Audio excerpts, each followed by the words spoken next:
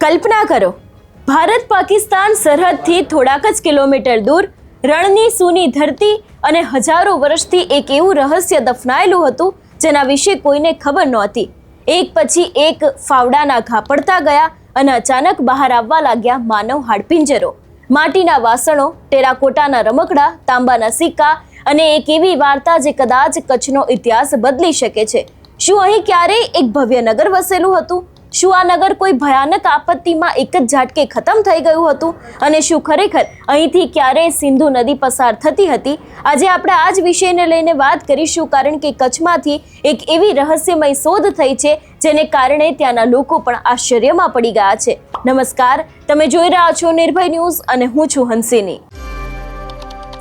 કચ્છનું નામ સાંભળતા જ આંખો સામે સફેદ રણ, સરહદ અને ધોળાવીરા જેવા ઐતિહાસિક સ્થળો યાદ આવે.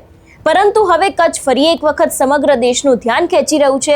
આ વખતે કારણ છે એક પુરાતત્વીય શોધ જે ભવિષ્યમાં ભારતના પ્રાચીન ઇતિહાસના એક અધ્યાયો ફરીથી લખાવી શકે છે. મળતી માહિતી મુજબ કચ્છમાં પાકિસ્તાન સરહદ નજીક આવેલા એક ઉજ્જડ વિસ્તારમાં પુરાતત્વીય સંયુક્ત ઉત્ખનન શરૂ થયું હતું. આ અભિયાનમાં કચ્છ સાથે સંકળાયેલા સંશોધકો અને ઓક્સફર્ડ યુનિવર્સિટીના નિષ્ણાંતોએ ભાગ લીધો હોવાનું જાણવામાં આવી રહ્યું છે. ઉત્ખનન દરમિયાન જે વસ્તુઓ મળી છે તે માત્ર સામાન્ય અવશેષો નહીં. અહીંથી ટેરાકોટાની મૂર્તિઓ અને રમકડા, માટીના વાસણો, દીવાઓ, તાંબાના સિક્કાઓ અને રોજિંદા જીવનમાં ઉપયોગી અનેક વસ્તુઓ મળી આવી છે. પરંતુ સૌથી ચોંકાવનારી શોધ હતી 100થી વધુ માનવ હાડપિંજરો. અને માત્ર હાડપિંજરો જ નહીં, કહેવાય છે કે મોટા ભાગના હાડપિંજરો એક સરખી દિશામાં દફનાવવામાં આવ્યા હતા. આ વાત પુરાતત્વીયવિદો માટે એક ઘણા બધા સવાલો ઊભા કરે છે. શું આ કોઈ સામાન્ય કબ્રસ્તાન હતું કે પછી કોઈ ભયાનક દુર્ઘટના બાદ એક સાથે દફનાવવામાં આવેલા લોકોના અવશેષો છે? અથવા કોઈ ખાસ ધાર્મિક પરંપરા અનુસાર અહીં અંતિમ સંસ્કાર કરવામાં આવતા હતા? હાલમાં આ તમામ પ્રશ્નોના જવાબ નથી અને તપાસ આ સમગ્ર મામલે ચાલી રહી છે. આ સ્થળને કામચલાઉ ધોરણે બરબાદપુર નામ આપવામાં આવ્યું છે. નામ ઘણું બધું કહી જાય છે. આ એક એવું શહેર છે જે કદાચ ક્યારેય ખૂબ જ સમુદ્ર હતું પણ આજે માત્ર અવશેષો બનીને રહી ગયું છે. સંશોધકોનું માનવું છે કે ભૂતકાળમાં અહીં એક નદી વહેતી હતી. કેટલાક અભ્યાસોના આધારે એવી પણ સંભાવના વ્યક્ત કરવામાં આવી રહી છે કે પ્રાચીન સમયમાં સિંધુ નદીની કોઈ શાખા આ વિસ્તારથી નજીકમાં પસાર થતી હશે. જો આવું સાચું સાબિત થાય તો આ વિસ્તાર વેપાર, કૃષિ અને માનવ વસાહત માટે અત્યંત મહત્વનો રહી શકે છે. કચ્છના આ રહસ્યમય અવશેષો માત્ર ઈંટ પથ્થર નથી પણ કદાચ હજારો વર્ષ જૂની એક એવી સંસ્કૃતિની કહાની છે જે આજે પણ પોતાની ઓળખ આપવાની રાહ જોઈ રહી છે. જે રીતે અવશેષો મળી આવ્યા હતા એ દ્રશ્યો ઉપર નજર કરીએ. Our professors and scientists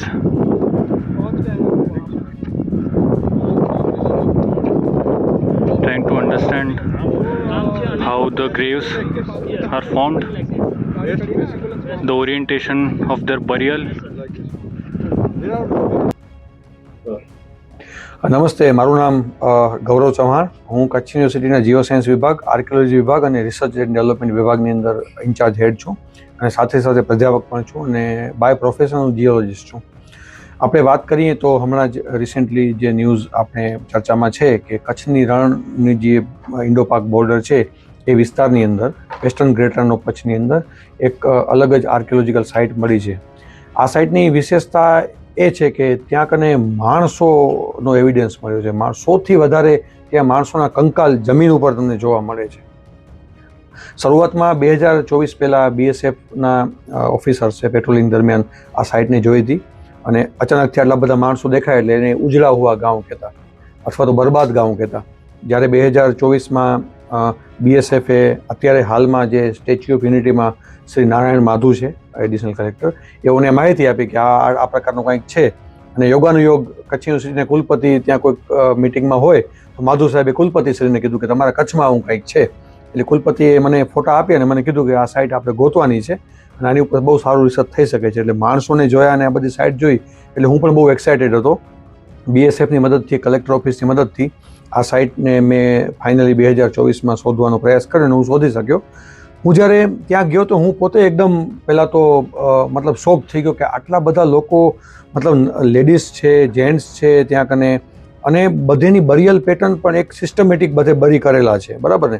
જેનું માથું નોર્થમાં છે, પગ સાઉથમાં છે અને વેસ્ટ તરફ બધીનું મોઢું છે, એટલે કોઈક ધાર્મિક માન્યતા પણ હોઈ શકે છે. અને આટલા બધા લોકોનું ત્યાં કને એક સાથે બરી થાવું મતલબ કોઈક હોનારત પણ થઈ હોઈ શકે છે. પણ શોકિંગ તો બધું એ લાગ્યું કે એની આજુબાજુ જ્યારે અમે ફિલ્ડ કર્યું ત્યારે 4 થી 5 બીજી સાઈડ મળી, જ્યાં કને બહુ બધા માટીના વાસણો મળ્યા, અમુક ઘર મળ્યા અને ટોયસ મળ્યા, માટીના ટોયસ મળ્યા, ટેરાકોટા ઊંટ ને એવું બધું મળ્યું. અને પછી તો એવું લાગ્યું કે આ બહુ મલ્ટીડિસિપ્લિનરી સાયન્સ છે. તો ઓક્સફર્ડ યુનિવર્સિટીની મદદથી, ડેકન કોલેજ યુનિવર્સિટી છે એની મદદથી પૂના ખાતે, BSIP Lucknow, ISRO physical research, અમે બધે સાયન્ટિસ્ટ ભેગા થઈને ગયા, કારણ કે એ લોકો બધે 15-20 વર્ષથી કચ્છમાં કામ કરે છે. અને પછી જ્યારે પ્રાઇમરી ઓબ્ઝર્વેશન કર્યું ત્યારે ખ્યાલ આવ્યો કે આ જે સાઇટ છે એના જે વાસણો છે માટીના, એમાંથી ખ્યાલ આવી કે આ મિડેવેલ યુગનું હોઈ શકે છે, 1000 થી 1500 વર્ષ પહેલાંનું હોઈ શકે છે. સ્વાભાવિક છે, માણસની ઉંમર આજુબાજુ હોઈ શકે છે. અને આ સાઇટનું ઇમ્પોર્ટન્સ એટલે વધી જાય છે કે રણની અંદર આજે જ્યાં એક દિવસ કાઢવો મુશ્કેલ છે ઊભા રહીને, પણ ત્યાં કને આટલા બધા લોકો હતા, આટલા બધા ગામો હતા. અને અમારા જ ઘણા બધા પેપર છે જેમાં અમે કરીમશાહી છે, વિઘાકોટ છે, આ બધે અમે કિલ્લાઓ સ્ટડી કર્યા છે જે મિડેવેલ યુગ અને આયરન એજના છે. મતલબ 3000થી કરીને 1000 વર્ષ સુધી, 2000 વર્ષ સુધી રણની અંદર લોકો ત્યાં રહેતા હતા, ફૂલ ફ્લેશ, નદીઓના રેતાળ પટ હતા. ધોળાવીરાથી આનું શું કનેક્શન હોઈ શકે છે? ધોળાવીરાના જગ્યાએ આજથી 5.5 વર્ષ પહેલાં લોકો રહેવા આવ્યા અને 2-1000 વર્ષ ત્યાં રહ્યા ને પછી એ સાઇટ વેલ સિસ્ટમેટિકલી છોડેલી સાઇટ છે, ક્યાંક ઘર તૂટેલા નથી, માણસોની લાશ નથી મળતી. તો એવી ઘણી બધી થિયરી છે કે માણસનું માઇગ્રેશન થયું છે. ધોળાવીરાના યુગમાં સિંધુ નદીના વેણ ત્યાં આવતા હતા, પણ ધોળાવીરાના યુગમાંથી જ્યારે લોકોએ સાઇટ છોડીને ઘણી બધી હડપ્પન સાઇટ છોડી ત્યારે એવું માનવામાં આવે છે કે ઘણા સભ્યતાઓ ઇન્ડો ગેંગેટિક પ્લેન તરફ ગઈ અને ઇન્ડસ રિવર જે વેસ્ટમાં શિફ્ટ થઈ તો લોકો રિવરની બાજુમાં આવ્યા, બરાબર ને? તો અગર ધોળાવીરાને એ બધે યુગના લોકો જો રિવરની બાજુમાં આવે તો એ લોકોને રણમાં આવવું પડે. તો આજે જે રણ તમને ચીકણી માટીનું દેખાય છે એ રણ ખરેખર રણ નથી, પણ ક્યારેય રણ નહોતું. ત્યારે એ સિંધુ નદીના રેતાળ પ્રદેશો હતા જે ફળદ્રુપ હતા, જ્યાં કને મીઠું પાણી આવતું હર વર્ષે અને એની વચ્ચે નાનકડા જે ઊંચાઈવાળી જગ્યા હતી ત્યાં કને આ લોકો રહેતા હશે. આ જગ્યાએ ચોખા અને એ બધી વસ્તુ મળે તો ત્યાં હોઈ શકે છે કે સારી ખેતી પણ થતી, માટીના વાસણો મળે છે, ત્યાં સારું કલ્ચર હતું, લોકોની અવરજવર હતી. ત્યાં અમને કોપરના કોઇન્સ પણ મળ્યા છે, બરાબર?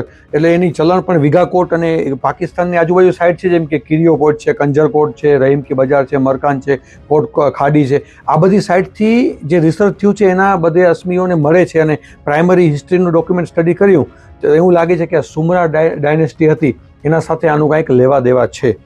અત્યારે જમીનની ઉપર કંકાલ દેખાવો મતલબ કે એમને તો દેખાય નહીં. આજે કોઈ પણ કંકાલને આપણે જો બરી કરવો હોય સિસ્ટમેટિક કરી એને દફન કરીએ તો 3 ફૂટનો ખાડો ખોદવો પડે, એની અંદર આપણે એની વિધિ કોઈ પણ કરતા હોય છે. પણ આ તો સરફેસ ઉપર દેખાય છે, એનો મતલબ કે કોઈ પણ એવી હોનારતના કારણે જમીન ઉપર આવી હોય કે ઉપરની બધી માટી ધોવાઈ ગઈ હોય અને આ કંકાલ તમને જોવા મળે છે. આ સાઇટને કચ્છના વેસ્ટર્ન ગ્રેટ રન ઓફ કચ્છની ઘણી બધી સાઇટ છે, 40થી વધારે સાઇટ છે નાનકડી મોટી, જે ધોળાવીરાના પછીનો યુગ અને આપણા પહેલાંનો યુગનું કનેક્શન સમજવામાં બહુ ઇમ્પોર્ટન્સ છે. તો આ બધી સાઇટને સંગ્રહિત કરવી જોઈએ. આ સાઇટ ઉપર તત્કાલીન જે કલેક્ટર આનંદ પટેલ સાહેબ હતા એ ખુદ આવેલા હતા. ઇવન વાઇસ ચાન્સલર કચ્છ યુનિવર્સિટીના મોહનભાઈ પટેલ, મહેશ ઠક્કર સાહેબ BSIPના ડાયરેક્ટર, એવા ઘણા બધા લોકો આ સાઇટ ઉપર આવેલા છે. અને કલેક્ટર સાહેબે તો અમારી પાસે પ્રપોઝલ પણ મંગાવી છે કે આવી બધી સાઇટનું લિસ્ટ આપો, જે અમે આપેલું છે, જેને ભવિષ્યમાં નીમ થાય, પ્રોટેક્ટ થાય અને રિસર્ચ માટે ભવિષ્યમાં આગળ તમે ઘણું બધું કરી શકો એવી સભ્યતાઓ છે. તો હું તો એમ કહું છું કે ગ્રેટ રન ઓફ કચ્છ જે છે એ આજે જે દેખાય છે, પહેલાં તો નારાયણ સરોવરની ઉપર કોટડી, લખપતની ઉપર કોટડી ફોર્ટ છે, વસ્તા બંદર ક્રીકની અંદર છે, એવા અસંખ્ય કિલ્લાઓ છે જે રણની અંદર છે, જેની શોધખોળ થાય તો આપણે હ્યુમનનું ઇવોલ્યુશન અને આપણે એક સમજ પડે કે ભાઈ ગમે એટલો ડેવલપમેન્ટ થતું હોય પણ જો આપણે કુદરતની સામે આપણે કાંઈ નથી, કુદરતી આપત્તિઓથી આપણે સાચવવું પડે. એનું એક ક્લાસિકલ એક્ઝામ્પલ છે ગ્રેટ રન ઓફ કચ્છ. અને મને વિશ્વાસ છે કે અમે ભવિષ્યમાં આર્કિયોલોજીકલ સર્વે ઓફ ઇન્ડિયા, ગુજરાતનું આર્કિયોલોજીકલ સર્વે છે એની પાસે પરમિશન લઈ અને જે કંકાલ છે એનું ડેટિંગ કરવાનો પ્રયાસ કરશું, એનું DNA સ્ટડી અભ્યાસ કરવાનો પ્રયાસ કરશું, જે માટીના વાસણો ઈંટું છે એની પણ ઉંમર નીકળે, એની ઉંમર કાઢશું અને રણનું આ કેવી રીતે દ્રશ્ય બદલાણું છે એને સમજવાનો પ્રયાસ કરશું. હવે જોવાનું એ રહેશે કે વૈજ્ઞાનિક તપાસ બાદ આ સ્થળ વિશે કયા નવા ખુલાસા થાય છે. જે રીતે કચ્છમાંથી આખું આજે રહસ્યમય જગ્યા મળી આવી છે એ વિષયને લઈને તમારું શું માનવું છે અમને કમેન્ટ કરીને ચોક્કસથી જણાવજો. તેની સાથે અમારી ચેનલ નિર્ભય ન્યૂઝને લાઇક, શેર અને સબસ્ક્રાઇબ કરવાનું ભૂલશો નહીં. નમસ્કાર.